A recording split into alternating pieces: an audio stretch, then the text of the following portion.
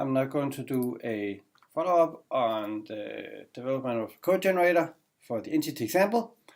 And I did a little bit, slightly moved a few things around compared to the version in class, but it's completely the same text. So I'll remind you, here is our grammar, which also defines our model. So an entity model has types and entities.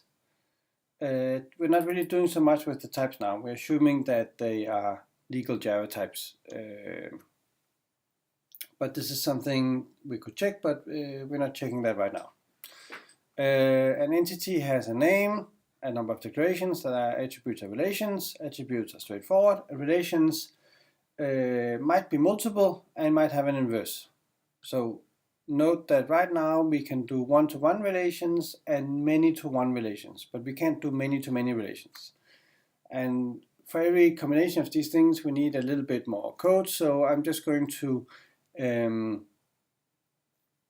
keep this as it is, and then, well, someone wanted to add many-to-many relations, they could do that later on.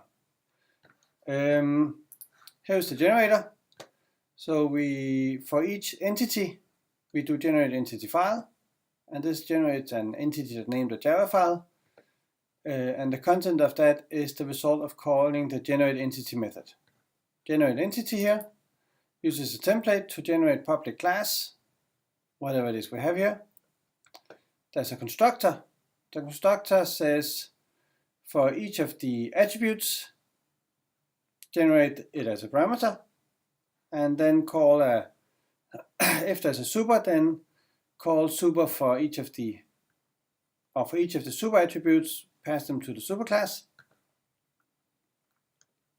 and then generate an assignment if it's actually one of those things that we want to generate an assignment for, meaning if it's an attribute.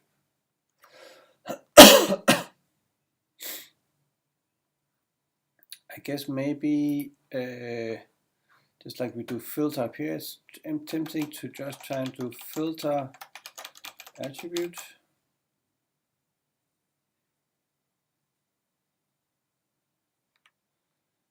And I think we might.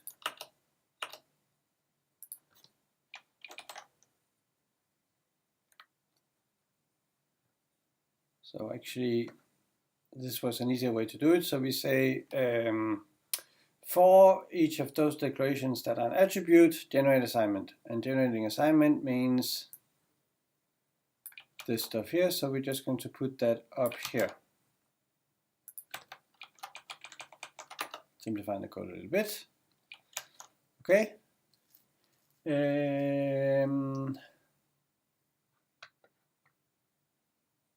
We can do the same thing here. For each attribute A in entity.declarations.filter attribute,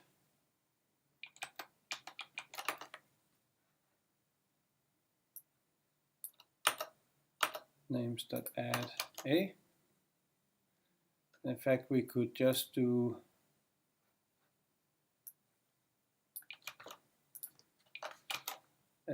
we have our list of names, so we could do names.add all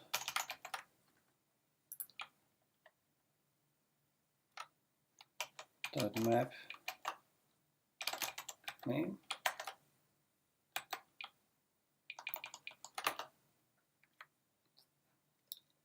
So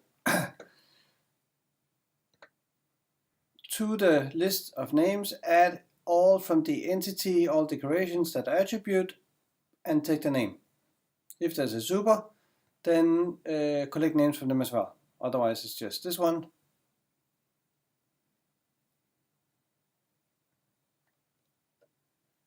And here we can do something similar, of course. For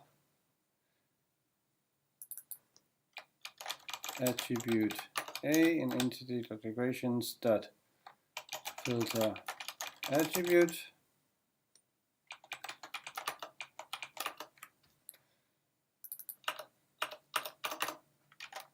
if a.name.equals return the type of this attribute,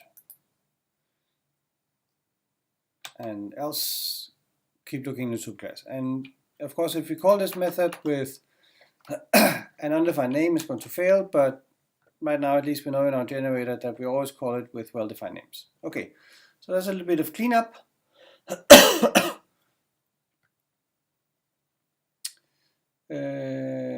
I feel better about the code now. So let's look at the relations. So we want to generate relations. And as an example of, so here's our example with university. And then we're not really generating very much yet, but a teacher is like this, for example. So a teacher doesn't introduce new attributes, so it just calls, it has age, a teacher has age and name, and we call that to the superclass, who's the person. Now, as a small example, it's always good to know what kind of thing you want to do. So for a teacher, we might want to have something like list of course, the ones we teach. If we add a course, we add the teacher here, and there's an inverse relation taught by, or whatever it's called, that we update whenever we add a course or remove a course. And here's an example of a one-to-one relation. So, and the question is how to do this properly. I have an intuition that the best way to do this is to actually collect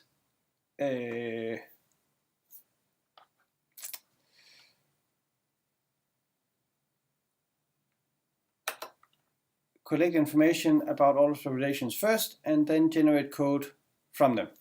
So how do we collect information about all of the relations?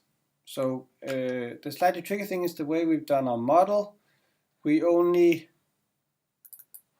write the relation here, so the course doesn't have anything about the relation, but in fact it needs to have code generated for it.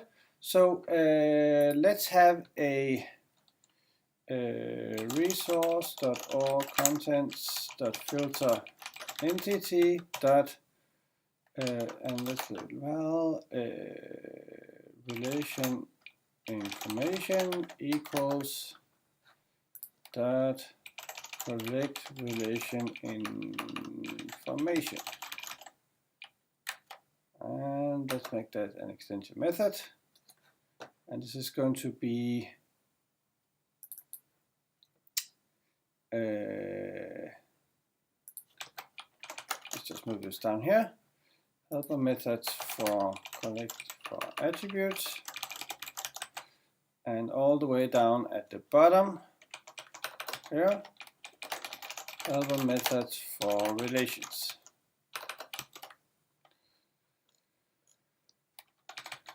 And let's have a class relation information.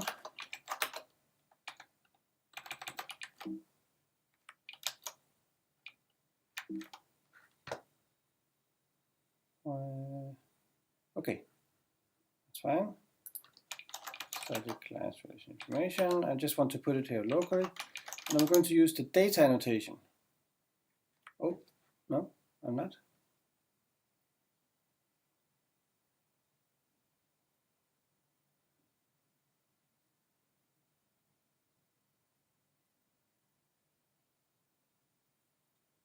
So this gives us getters and setters, and this is strange. What? Okay. Let's try this. Import data. Okay. All right. So relation information. So data just means it's a data object. I'm just going to use it to store information that I find, and this is going to be a collection of relation information.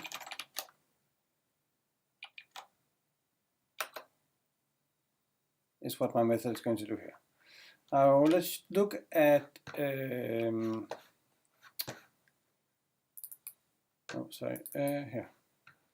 So relations have a name, there might be multiplicity, there's a type, and there's an inverse relation.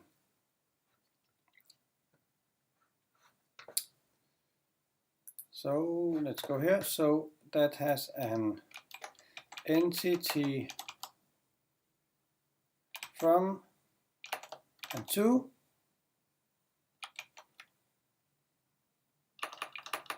From doesn't that work? And to. No semicolon. Sorry.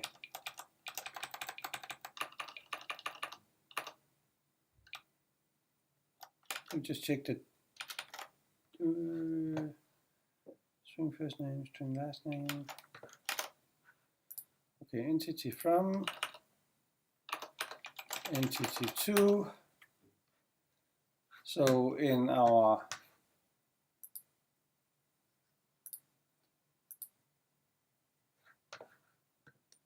from is where the relation sits inside, to is the type name here. Then we have string from relation name, and we have Boolean has inverse, because not all, I don't think in itself has inverse, no it doesn't, and there's a Boolean is multiple, and string inverse relation name.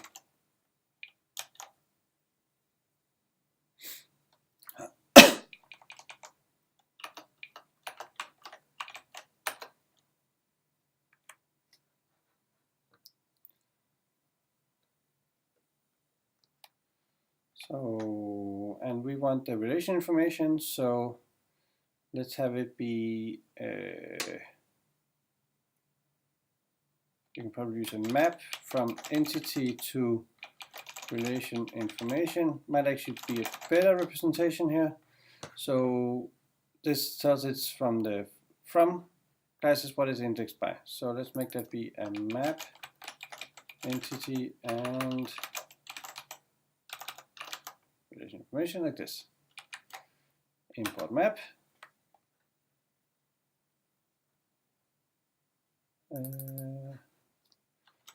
So let's say the result equals new hash map entity and relation information, and then we return the result at the end.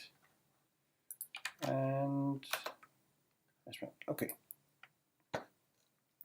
So now we just need to go through our entities for entity E in entities. Oh, actually, so that's an iterator, sorry. Entities dot for each. So for each entity, we would like to an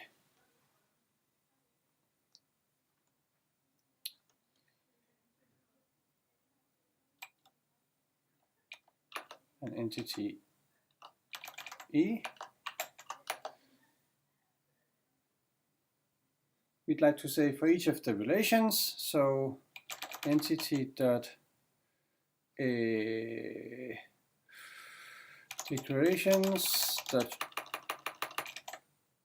filter relation, and for each of the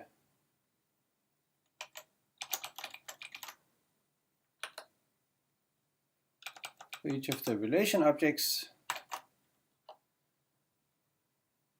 relation, let's do something. And the thing we want to do for each of our relations is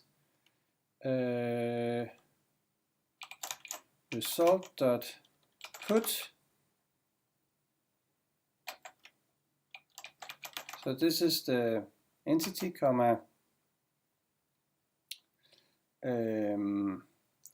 then a new relation information entity, comma, and then entity dot, I think this is called type name, and then the from relation name is the,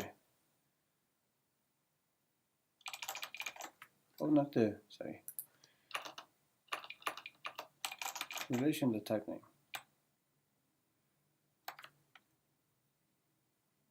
Relation dot name,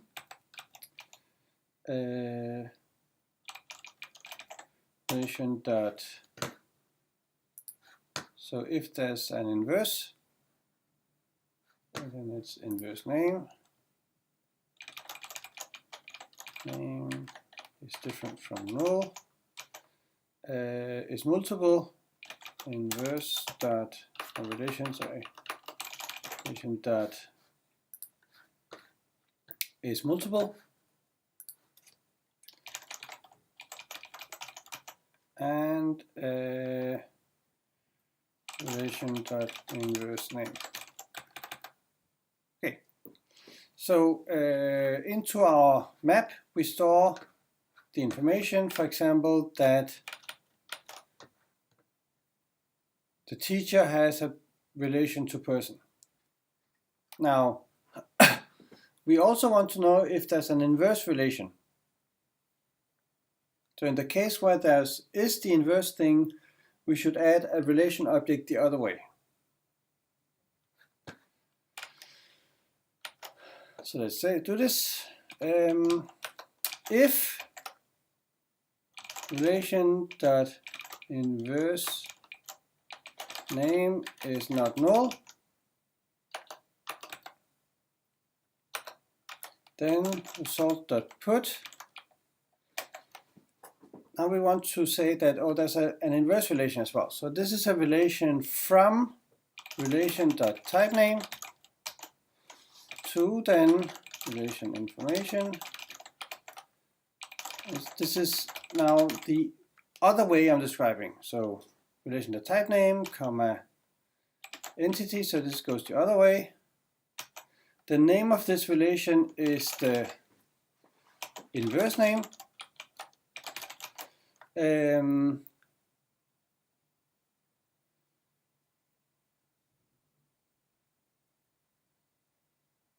It has an inverse, of course, because that's why we're adding it.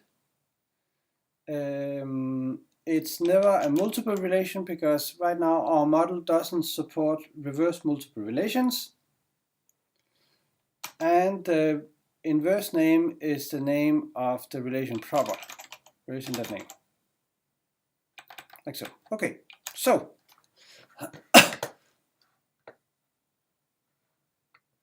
given all of the entities, for each of the entities, take the relations, and for each of those relations, put a relation information saying, oh, that's a relation from this entity to that entity with this name and so on. And if there's an inverse relation, add that information as well. So now, when we have our model, we have complete information about relations both ways. And so I'm going to pass this information to our method here.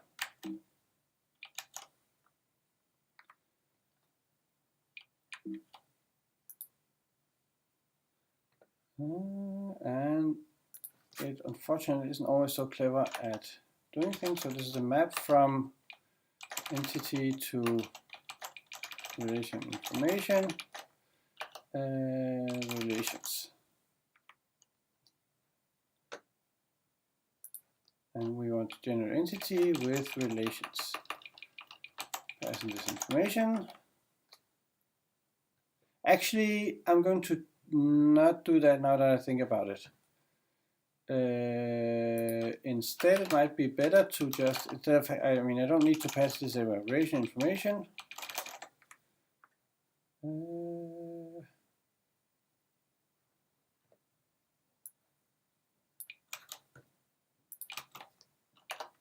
relation information, and so relation information is something I store in a field. I mean, I have an object around me, why not use that? So the generator knows the relation information. And when we call doGenerate, we compute the relation information, and so we can use it anywhere we want to. So finally, we hopefully have all of this information, provided there are no bugs in my code.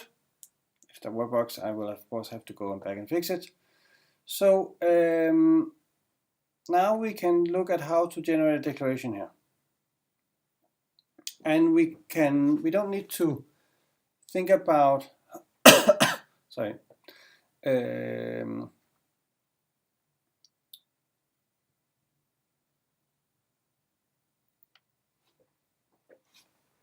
And this is for each of the relations, and we don't need to worry about the inverse relation because we know we are actually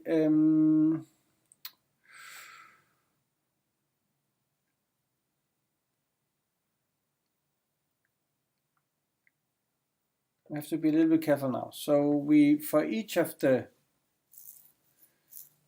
declarations, we do this.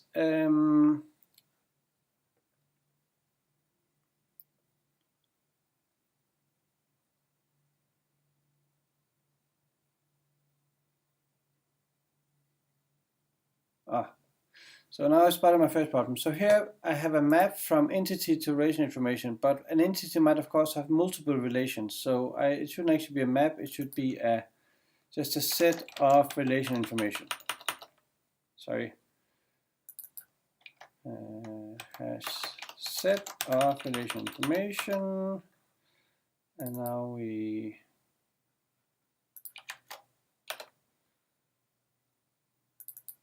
add relation information, and we add relation information. Okay, set of relation information, set of relation information,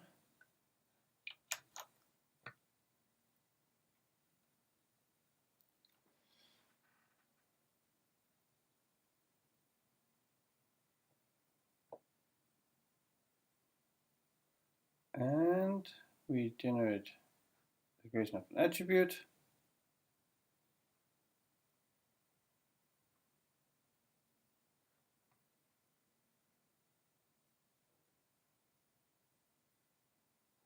Just going to pause this for a second.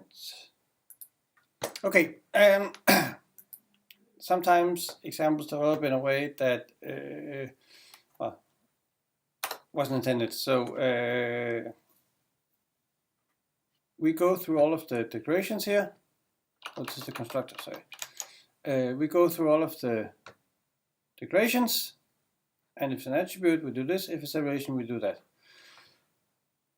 The problem is that the relation information, we actually already have that somewhere else in our relation information here. Plus, if we're sort of at the other end, like if we're in the course here, then we don't have a relation information. So in fact, we're actually not going to use this right here. I'm just going to leave this as it is, as an example of multi-dispatching. But what I'm going to do instead is here I'm going to say, for R in entity.declarations.filter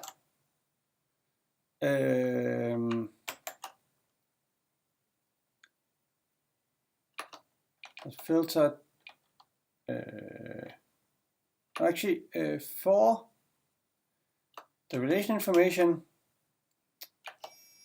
So relation information dot filter.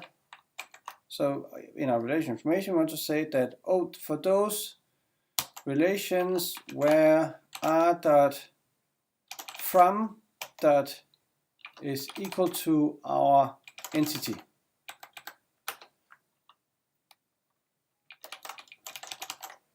So for all of those relations that as from have the current entity. I'm using object equals here because the entity objects are unique in, well, maybe I should use dot equals. Doesn't matter. Might be nicer. But in fact, they are unique in our model. So, relation information, filter those that have from as the current one. And now we're going to do a ri.generate relation for this one. Okay, and an extension method, generate relation. I'm just going to put that below here.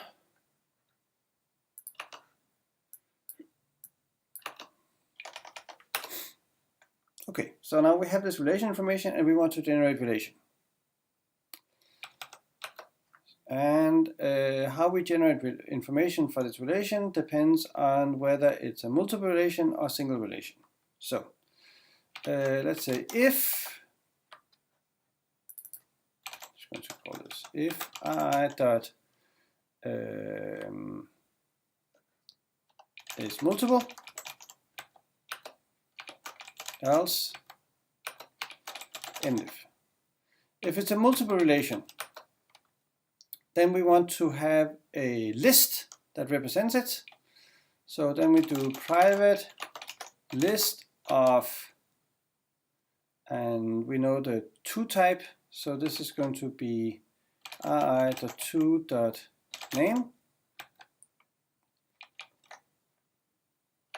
And it's going to be the relation information dot from relation name equals new array list. And we don't need to repeat it here. Okay, so we use a list to represent the relation from, for example, teacher to course. And then we do a public add from relation name. So we can add something to this, that to first upper.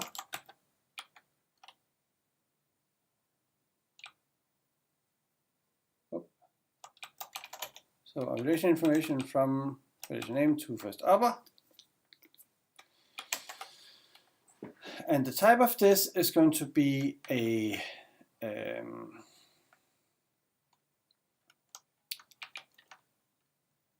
ri.to.name x. And in this case, we do a underscore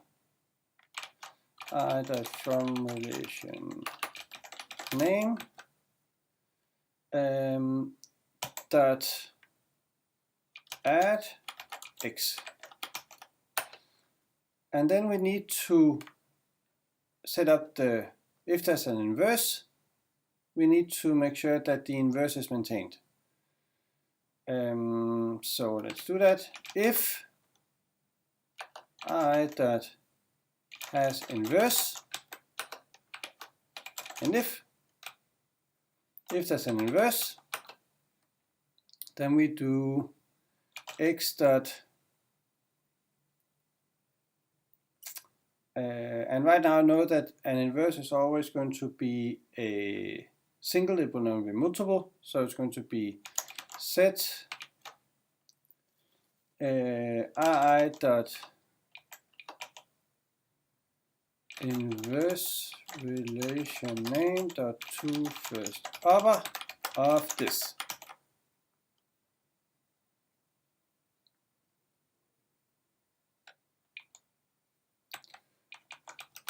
Else, if it's a single relation, and we probably need to remove as well, but we don't. I'm going to just check first if this works. So if it's a single relation, then this is then the set thing we want. So if it's a single relation, we want set I dot from relation name dot to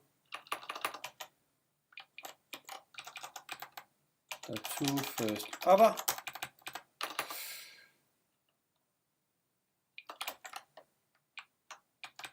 And these are void methods.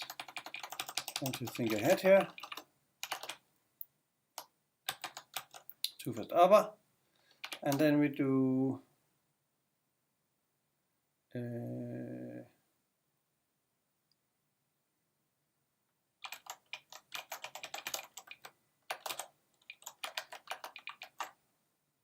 we also need to general, of course, the relation, private,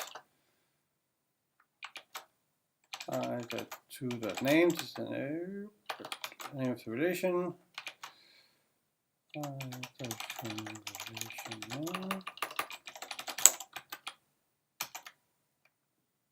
Okay.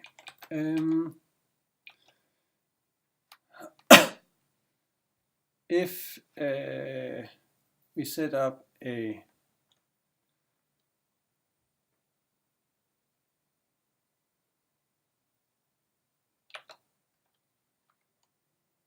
then we do a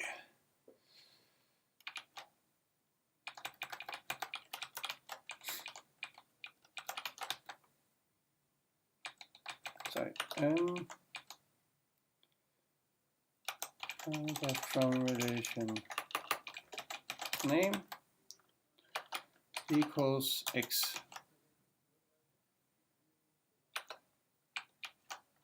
If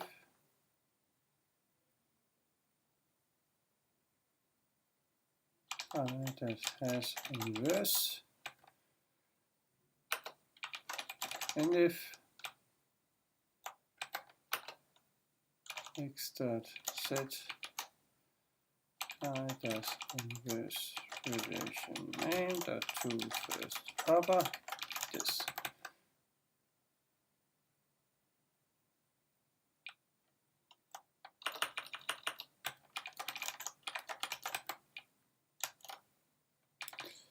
And maybe instead of add here, we can do call the method set, and I think it might actually be here. So, lots of programming. Let's see what this does. We actually have no idea whether it collects the right information or generates the right code or anything. So it's going to be really interesting now. I've never, as might be apparent, I've usually done the this example in a slightly different way. So I feel a little unsafe about whether this works or not, but let's see.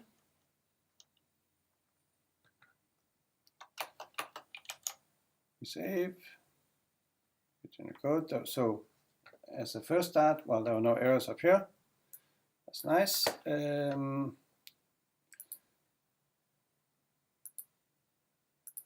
So let's look at person.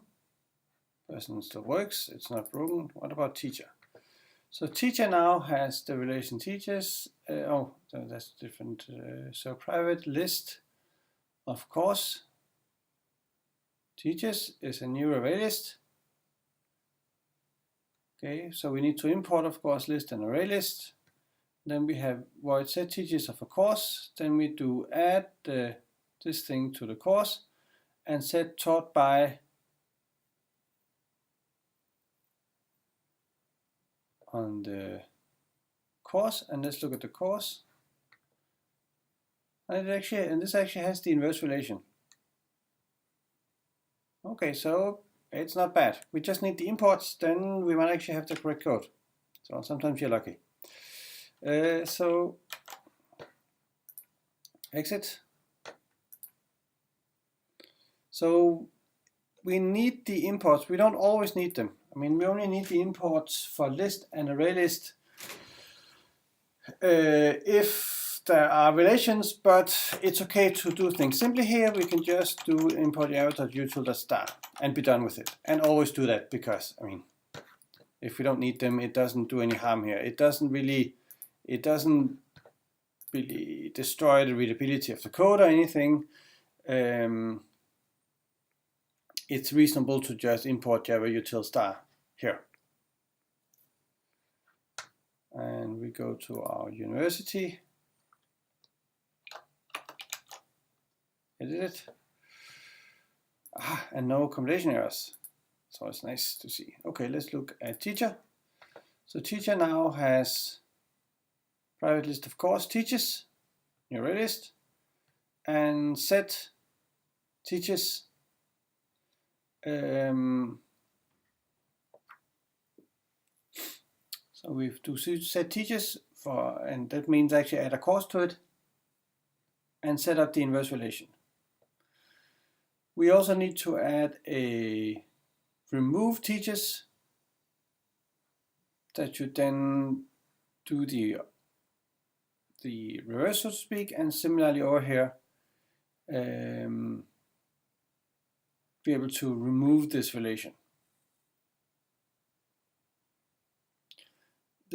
That's going to be fairly standard Java code, so we just need to decide how to, like we have, this is adds, extends a relation, we need to be able to remove relations, and we can't do that yet. But what you see here is how we generate, I mean, from the course we now have the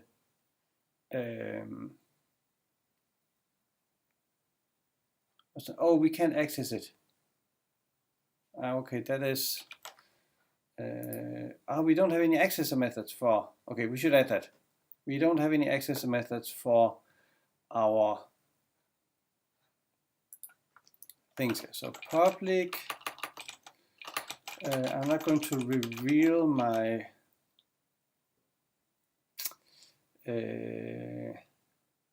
representation here. So collection of id2.name get from relation name.to first upper. Okay, and we want to return a read only, so that I think that's collections read only Java, please. Util collections. Now, of course, the problem is I don't have completion, and I can't remember the stupid name of the methods. I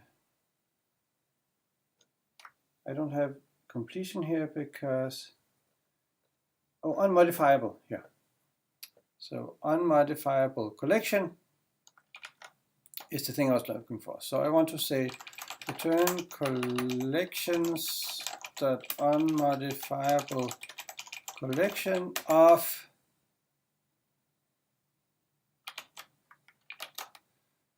that from relation name. So an unmodifiable collection showing whatever's in the array list. Okay. And of course, the reason why I went to a web browser is because I couldn't remember that it was unmodifiable collection, and I don't have completion for Java because it doesn't, I mean, it doesn't know Java when we're inside a template. It has no clue what's going on. Okay, in the other way, in the other setting here, we want to say public, and we just want to do a i.to.name get i.from relation name.to first upper.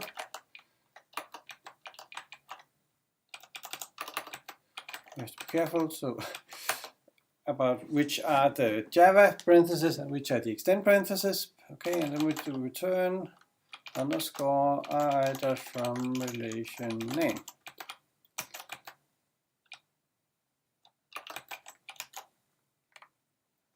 Okay. Run as Eclipse application, whichever. So now I've added getters, and of course, depending on whether it's a multiple or single relation, the getter behaves differently. We go to the DSL source file, modify it to run the generator again. It runs automatically, except, and I'm just going to close this thing here. And this looks good, there are no compilation errors. So let's look at our teacher. Get teachers, return collections.unmodifiable collection of teachers. Okay, and let's look at the course. Get taught by, return underscore taught by. Okay. So We are now beginning to generate code for relations. Note that there's a few things. So note how my model allows one-to-one and many-to-one. I support that here in the code that I generate. It doesn't support many-to-many. I mean, that would actually probably be relatively easy with the setup I have here. Because this generates code in the same way, whether it's multiple, single, and I use set, the set method. It just does something different depending on whether it's a multiple relation or single relation. It might not be the best design, but it gives us the same interface independently of it's a single relation or many relation. And that might, I think that might be a useful design, but we would have to try to use the generated code some more if we wanted to. Of course, the getter gives us something different. We could consider whether the getter should give us a collection here actually to give us the same interface. That might actually be nice.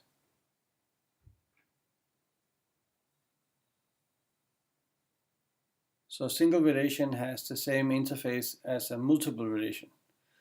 This makes it more symmetrical. It just behaves differently. Well, if you want to do that, then we return a collection here and then make it a singleton set or whatever. The way we do this is, and I think we should actually, now if I do a little bit of cleanup, I really liked having the dispatch here. That felt nice because I wanted to show the dispatching, but I don't really need it right now. So I'm just going to here say, oh, this is for attribute.name. A few comments. Of course, generating comments is stupid, but again, it increases the readability of the code. And let's say that we don't generate declaration. We do for the integer declarations.filter attribute. So these are all going to be attributes.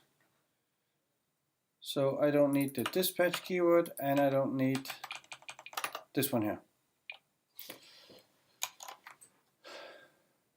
So it's actually a generate attribute. Let's see if, I don't know, does, I think, okay, it works. Attribute like this.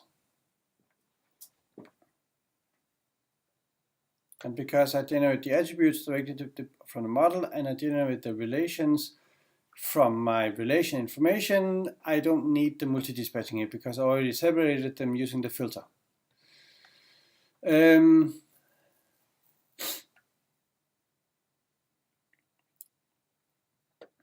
This is a little bit large. It could probably be broken up into two different methods. One that's like generate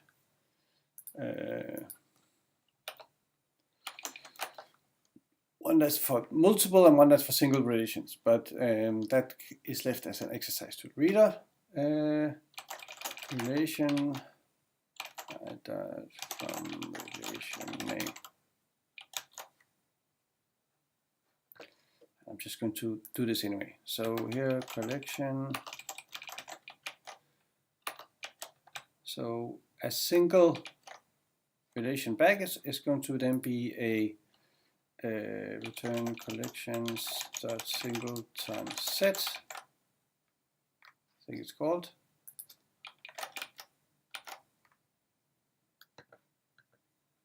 Singleton. Oh, just singleton.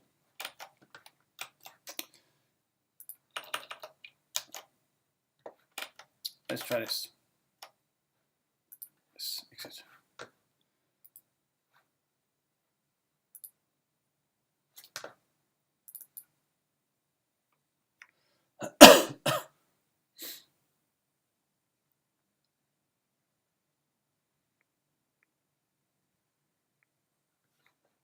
MDSD.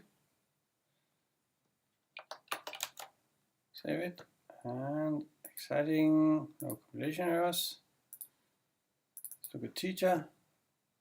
Relation teachers. So we have list of course teachers, set teachers means edit, and get teachers gives us an unmodifiable collection. In the course, we have attribute title, string title, get title, set title, And then we have relation taught by. So we have set taught by the teacher, which sets up the reverse relation. And we have the collection of teacher get taught by, which then gives us a singleton because it's a single relation. So we still need to, of course,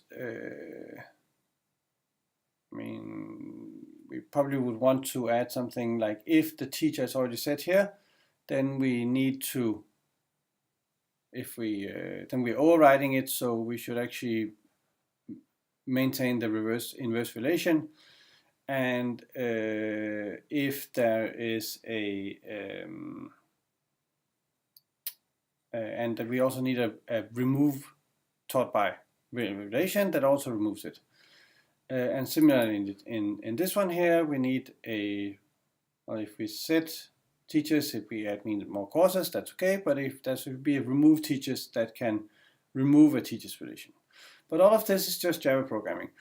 If I was to do it, I might actually try to write it by hand inside these classes here to know what code I want to have generated, and then I would go and modify the generator to do it. But I'm not going to do that now because that's all Java programming and it's not really specific to the generator. What was important for the generator was to collect this relation information here such that we have it available when we run the generator. And look at how the generator actually does two different things. Part of the generator is driven directly by the model. Part of the generator is driven by this information that we gathered about the model. And that's a very standard pattern. And this concludes this walkthrough here. And the code is going to be available, of course, on Blackboard as well.